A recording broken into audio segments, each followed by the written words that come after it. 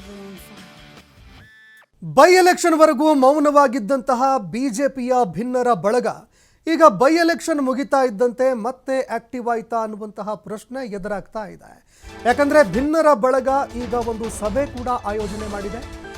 ಇನ್ನೇನು ಕೆಲವು ಕ್ಷಣಗಳಲ್ಲಿ ಭಿನ್ನರ ಬಳಗದ ಒಂದು ಸಭೆ ಕೂಡ ಆರಂಭ ಆಗುತ್ತೆ. ರೆಬೆಲ್ಸ್ ಟೀಮ್ ಸುದ್ದಿಗೋಷ್ಠಿಯನ್ನ ಕೂಡ ನಡೆಸುವಂತಹ ಸಾಧ್ಯತೆ ಇದೆ.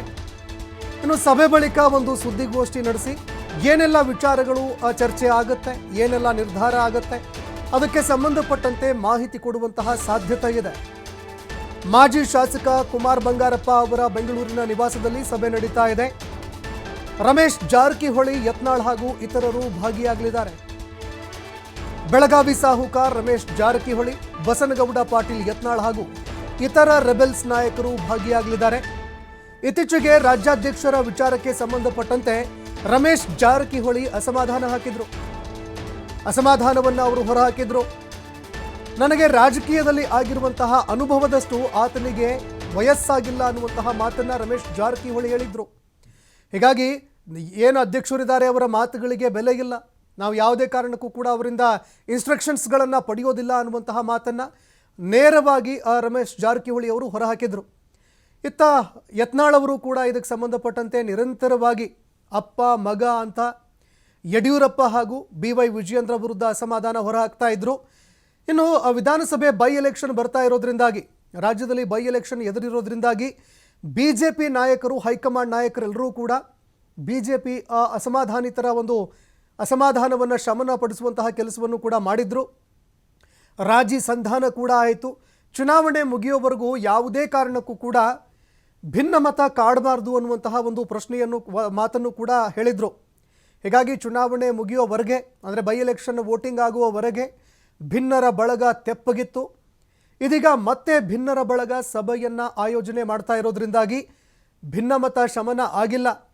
ರೆಬೆಲ್ಸ್ಗಳು ಮತ್ತೆ ರೆಬೆಲ್ಸ್ ಆಗೇ ಉಳ್ಕೊಂಡಿದ್ದಾರೆ ಅನ್ನುವಂತಹ ಮಾತುಗಳು ಕೇಳಿಬರ್ತಾ ಇದೆ.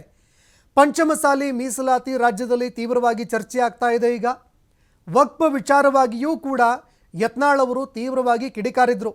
ಇದೇ ಕಾರಣಕ್ಕೆ ವಿರೋಧ ಪಕ್ಷವಾಗಿ ಇದೀಗ ಈ ಒಂದು ಬಣ ಹೋರಾಟದ ಒಂದು ಕಣಕ್ಕೆ ಇಳಿಯುವಂತಹ ಸಾಧ್ಯತೆ ಇದೆ. ಇನ್ನು BJP ನಾಯಕರು, ಅಂದರೆ ಯಾರು ಈಗ ಅಧ್ಯಕ್ಷರಾಗಿದ್ದಾರೆ, ವಿರೋಧ ಪಕ್ಷವಾಗಿ BJP ಸಮರ್ಥವಾಗಿ ಕಾರ್ಯನಿರ್ವಹಣೆ ಮಾಡ್ತಾ ಇಲ್ಲ ಅನ್ನೋ ಆಕ್ಷೇಪಣೆ ಕೂಡ ಹೊರಹಾಕಿದ್ರು. ಈಗ ಭಿನ್ನರ ಬಳಗ ಒಂದು ಸಭೆ ಕೂಡ ಮಾಡ್ತಾ ಇದೆ. ಈ ಬಗ್ಗೆ ಮತ್ತಷ್ಟು ಮಾಹಿತಿ ಕೊಡ್ತಾರೆ ಪ್ರತಿನಿಧಿ ರಾಕೇಶ್, ಫೋನ್ ಸಂಪರ್ಕದಲ್ಲಿ ಜಾಯ್ನ್ ಆಗಿದ್ದಾರೆ.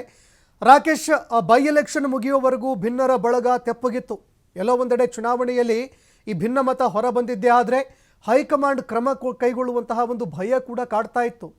ಈಗ ಬೈ ಎಲೆಕ್ಷನ್ ಮುಗಿದ ಬಳಿಕ ಮತ್ತೆ ಭಿನ್ನರ ಬಳಗ ಆಕ್ಟಿವ್ ಆಗ್ತಾ ಇದೆ, ಸಭೆ ನಡೆಸ್ತಾ ಇದೆ. ಸಭೆಯಲ್ಲಿ ಏನೆಲ್ಲ ವಿಚಾರಗಳು ಚರ್ಚೆ ಆಗಬಹುದು, ಸುದ್ದಿಗೋಷ್ಠಿಯಲ್ಲಿ ಏನೆಲ್ಲ ಮಾಹಿತಿಗಳನ್ನು, ಶಾಕಿಂಗ್ ಮಾಹಿತಿಗಳನ್ನು ಕೊಡಬಹುದು ಅಂತ? ಸಂತೋಷ್, ಬಿಜೆಪಿ ಭಿನ್ನರ ಬಳಗ ಬೈ ಎಲೆಕ್ಷನ್ ಬಳಿಕ ಮತ್ತೆ ಆಕ್ಟಿವ್ ಆಗಿದೆ.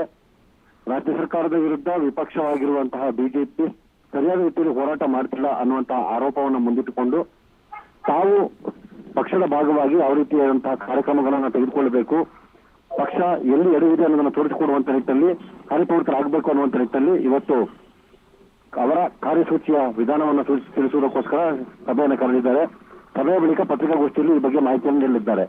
ಇವತ್ತು ಪ್ರಮುಖವಾಗಿ ಭಿನ್ನರ ಬಳಗದ ಬಸನಗೌಡ ಪಾಟೀಲ್ ಯತ್ನಾಳ್, ರಮೇಶ್ ಜಾರಕಿಹೊಳಿ ಹಾಗೆ ಕುಮಾರ್ ಬಂಗಾರಪ್ಪ ಅವರು ಕೂಡ ಸಭೆಯಲ್ಲಿ ಭಾಗವಹಿಸಲಿದ್ದಾರೆ. ಕುಮಾರ್ ಬಂಗಾರಪ್ಪ ಅವರ ನಿವಾಸದಲ್ಲಿ ಈ ಸಭೆ ನಡೆಯಲಿದೆ.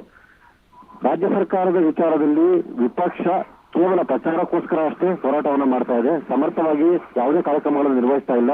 ತಾರ್ಕಿಕ ಹಂತಕ್ಕೆ ಯಾವುದೇ ವಿಚಾರವನ್ನು ತೆಗೆದುಕೊಂಡು ಹೋಗ್ತಿಲ್ಲ. ಈ ವಿಚಾರದಲ್ಲಿ ವಿಫಲವಾಗಿದೆ ಅನ್ನುವಂಥ ಗಂಭೀರ ಆರೋಪವನ್ನು ಅವರು ಮಾಡಿದ್ದಾರೆ. ರಾಜ್ಯಾಧ್ಯಕ್ಷರ ನಡೆಯ ವಿಚಾರದಲ್ಲೂ ಕೂಡ ಇದೇ ಆರೋಪವನ್ನ ರಮೇಶ್ ಜಾರಕಿಹೊಳಿ ಅವರು ಮಾಡಿದ್ರು. ಹಾಗೆ ಯತ್ನಾಳ್ ಅವರು ಕೂಡ ಪ್ರತಿ ಹಂತದಲ್ಲೂ ತಮ್ಮ ಪಕ್ಷದ ವಿರುದ್ಧವೇ ವಾಗ್ದಾಳಿಯನ್ನು ನಡೆಸಿ ಸಮರ್ಥವಾಗಿ ಮುನ್ನಡೆಸದಿರುವಂತಹ ನಾಯಕತ್ವ ನಮ್ಮಲ್ಲಿದೆ ಅನ್ನುವಂತಹ ಆಕ್ಷೇಪವನ್ನು ಕೊಟ್ಟಿದ್ರು.